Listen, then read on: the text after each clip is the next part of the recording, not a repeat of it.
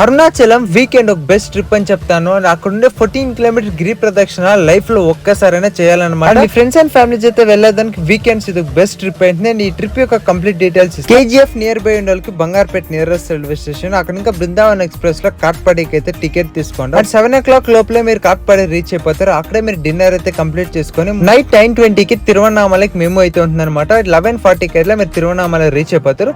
అక్కడ ఇంకా ఫ్రెష్ అయ్యేదానికి రూమ్స్ అయితే అవైలబుల్ గా ఉంటాయి. అక్కడ నుంచి 14 కిలోమీటర్ గిరి ప్రదక్షిణ కంప్లీట్ చేసుకొని క్యూలోకి అయితే వెళ్ళండి. 2 hours అయితే దర్శనం కంప్లీట్ అయిపోతుంది. టెంపుల్ అయితే చాలా అంటే చాలా బ్యూటిఫుల్ గా అండ్ పీస్ఫుల్ గా అయితే ఉన్నమాట. అండ్ రాజగోపురం అయితే చాలా బ్యూటిఫుల్ గా ఉన్నమాట. అక్కడ ఇంకా కంప్లీట్ చేసుకొని తిరువన్నామలై బస్ స్టాండ్ కి అయితే వస్తుంది. మాకు 1 day టైం ఉంది కాబట్టి మేము తిరుపతికి అయితే స్టార్ట్ అయిపోయాం అనమాట.